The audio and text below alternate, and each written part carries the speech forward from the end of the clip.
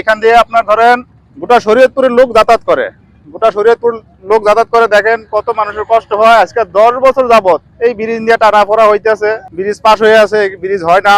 নদী পার হওয়ার পরে আমাদের মোটরসাইকেলে যাওয়া লাগে, যে জায়গায় ভাড়া হয় 20 টাকা 30 টাকা, ওই ভাড়া আমরা 200 টাকা 300 টাকা এবং কি আমরা মাঝে মধ্যে 300 400 টাকা দিয়ে যেতে হয়।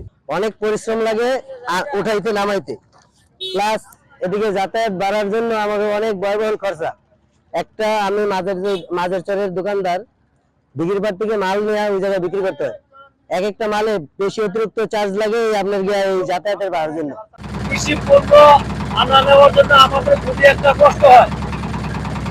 এই যে ঘাট খুব ভালো না, ঘাট নাই, কিছু নাই, ঘাটালে বস্তা ভাড়া রাখছে, এই জন্য আমাদের কৃষি পণ্য আনা হলে খুব একটা কষ্ট হয়। অসহায় আছি অপায়, রাস্তার লইগা, এই ব্রিজের লইগা যাতায়াত করতে আমাকে অনেক সমস্যাই। মাটি চেক করছে, সব সময় শুনছি, এখন তো হইতে আছে না, রাস্তাঘাট ঠিক হইতেছে না, আর ব্রিজও হইতে আছে না, একটু পাওয়ার সমস্যা হইলে যাইতে সমস্যা। ব্রিজটা তো জরুরি দরকার, সরকার তো এটা কোনো পদক্ষেপ নিতেছে না। আমরা সাধারণ জনগণ তো আমরা দুর্ভোগের ভিতরে আছি, অত্যন্ত কষ্টের ভিতরে আছি। গুজারা ওইবার গেলে এইবার আহে না, এইবার তো নেই, এইবার যায় না। এখান দিয়ে আপনার ধরেন গোটা শরীয়তপুরের লোক যাতায়াত করে,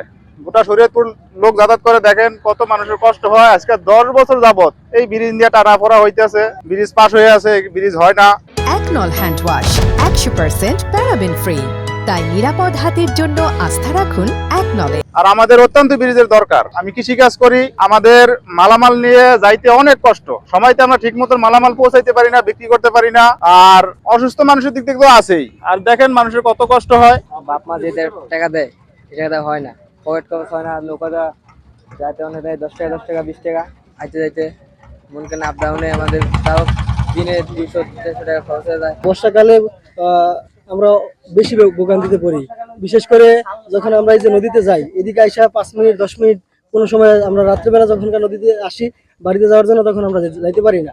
নদী পার হওয়ার পরে আমাদের মোটরসাইকেলে যাওয়া লাগে, যে জায়গায় ভাড়া হয় 20 টাকা 30 টাকা, ওই ভাড়া আমরা 200 টাকা 300 টাকা এবং কি আমরা মাঝে মধ্যে 300 400 টাকা দিয়ে যেতে হয়। বৃষ্টি আসার কারণে আর কি এখন ডাবল অতিরিক্ত আর কি ভাড়াটা নিতেছে।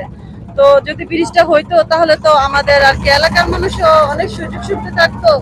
বাট একটা মানুষ অসুস্থ হলে আসা যাওয়ার জন্য মানে অতিরিক্ত তাদেরকে সমস্যা হয়ে যায়। আমাদের এই চরাঞ্চলের মানুষের মরিচ, আলু, বিভিন্ন ফসল নিয়ে দিঘিরপাড় বাজারে আসতে হয়। আমরা আসাটা এই কারণে, আমাদের ওইখানে বড় ধরনের কোনো পাইকার খরিদ্দার যায় না, এজন্য আমাদের দিঘিরপাড় বাজারে আসতে হয়। আমাদের কেরেন খরচটা অনেক বেশি হয়ে যায়। আমরা সময় মতো ট্রলার পাই না, ট্রলার না পাওয়ার কারণে আমাদের কম মূল্যে সমস্ত পণ্য বিক্রয় করতে হয়। আবার যদি আমরা গাড়ির যুগে আসতে চাই, দেখেন এই চরবানিয়াল থেকে যদি আমরা কোনো একটা টলি নিয়ে আসতে চাই দিঘিরপাড় বাজারে, আমাদের মিনিমাম 2-2.5-3 ঘন্টা লেগে যেতে পারে। কারণ রাস্তাঘাটের এমন একটা দশা, আপনি এখান দিয়ে গেলে দেখতে পারবেন গদ খান্দক, বিভিন্ন জায়গায় রাস্তা ভাঙচুর।